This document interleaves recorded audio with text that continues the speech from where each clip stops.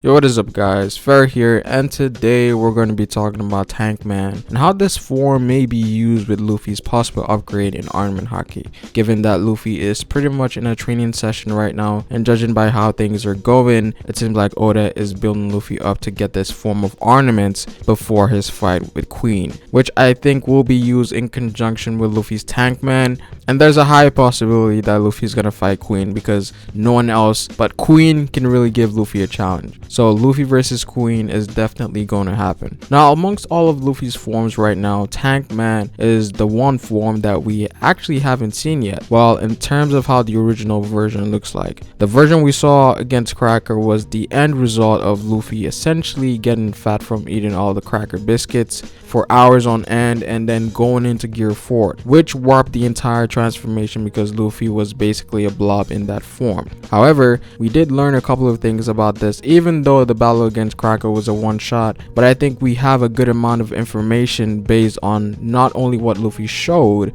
but also the name of the form itself. Now, before we dive into that, let's take a look at Luffy's forms in Gear 4 and what they were made for specifically. Now, when it comes to Snake Man, this is Luffy's fastest form in terms of attack speed. This form uses Luffy's covering attacks and takes it to the next level, and this ultimately was the best form to use against Katakuri. So essentially, this form is made for fighters that are fast and are adept in evasion. Katakuri being the best example, and I think this is a form that he would use against someone like Kizaru as well. One could say that this is an upgraded version of Gear 2nd, given that both forms share a lot of similarities and also have the same look. But the difference here is that Luffy's Snake Man is not only faster, but it is also stronger because of Luffy's muscle inflation, the spring type effect that he has in all of his forms with Gear 4. But I personally view it as the Gear 4 version of Gear 2nd, if that makes any sense.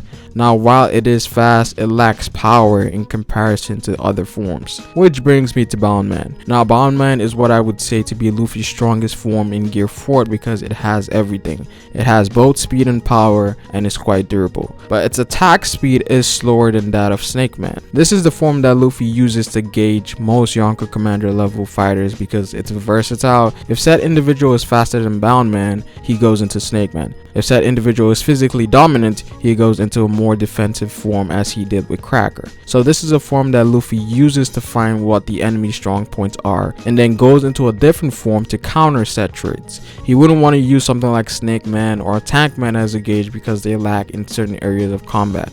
Luffy uses a form that has everything, then moves on from there, which is what Bound Man is used for. So we have Snake Man, which is Luffy's fastest form in terms of attack speed, Bound Man, which has both speed and power but isn't faster than Snake Man.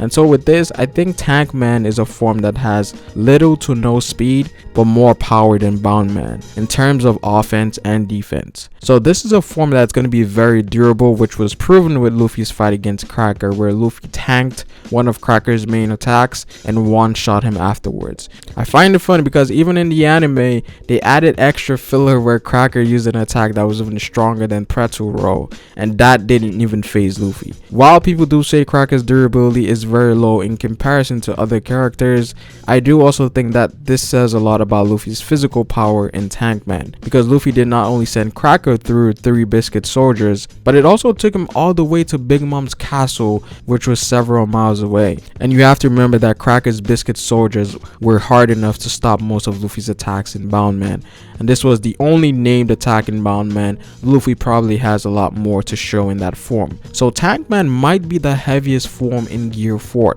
potentially having the strongest attacks but no mobility. And when you think about Tank Man, the name says a lot about the form, and it's obvious that this surrounds the idea of a war tank. And we know this because one of Luffy's attacks in this form is called Cannonball, which is the only attack he ever used in that form. Now, tanks are known to be extremely durable, and they also have crazy firepower, but they barely have any mobility and they are super slow. I think it's fair to make the assumption that Luffy's Tank Man would also take on these traits. So what Luffy's striving for in this arc is offense and defense, to have enough power to hurt the Calamities, but also enough defense to take on their attacks, because this form barely has any speed. So Luffy's Tank Man should be a good matchup for heavyweight fighters like Jack and potentially Queen. depending on what type of devil fruit ability he has or what type of fighter he is. But given that he likes sumo, he seems to be a physical fighter like Jack. Now you might say that Bound Man has a lot of power.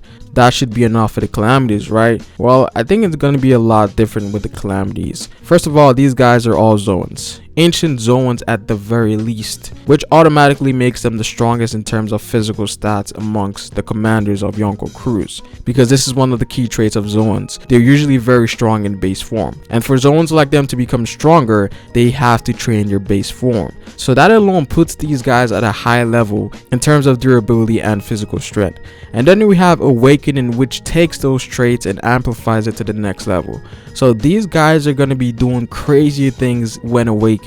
And a good example of this would be Jack, who was able to survive a full-blown impact from Zunisha. And he was able to fight for 5 days straight. And you have to remember that he was fighting individuals who were arguably Yonko commander level. And these guys were taking 12-hour breaks while Jack endured the entire thing. And based on what was shown, all of this happened while Jack was in his base form. So one can imagine what they're capable of in hybrid transformation, and then there's also things like Awakening. So it's easy to say that Bound Man might not be enough to take out some of the calamities, because it lacks the offensive power in comparison to the durability of the calamities. Again, it's a matchup thing. Bound Man has the power to put down a lot of Yonko commanders if the attacks hit, but because the calamities specialize in the physical aspect of combat, it might take more power. In Whole Cake Arc, we saw evasion, speed, and observation haki played a huge part in the fight between Luffy and Katakuri. It might be the opposite in Wano, whereas Luffy is gonna need power, defense, and armament haki, basically things that would improve his physical ability.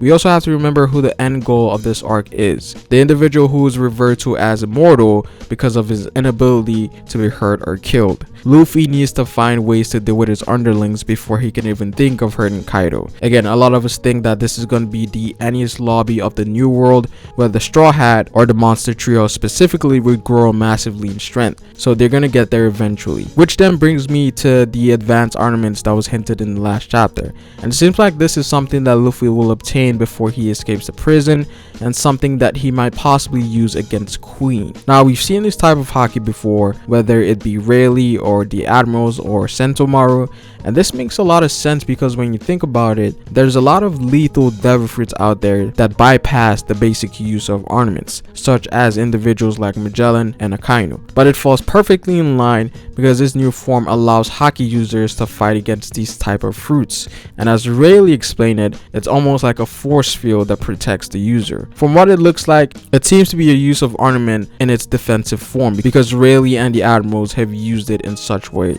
but it can also be used offensively as seen with Sentomaru. And this is a form I think goes hand in hand with Tankman because they share similar traits of defense and deflection. And it's funny because Luffy also talked about something similar during Punk Hazard, whereas Rayleigh told him to use his deflective abilities more efficiently and that he should essentially use defense as offense. Perhaps this could be hints about Luffy knowing more about it. If Rayleigh told Luffy about the advanced levels of observation, it's safe to assume that he also told him about the advanced levels of ornaments. And of course, when it comes to haki, there's going to be variants and people usually specialize in one form. For example, Luffy's observation is more focused on the present subsphere, whereas he can sense the intent of attacks, and Katakuri specializes in the precognition aspect of observation. So when it comes to Luffy's version, Oda might pull in a surprise by making Luffy show a variant of what Rayleigh did. Oda showing us what Luffy is gonna get is kind of boring. I think there's more of a shock value when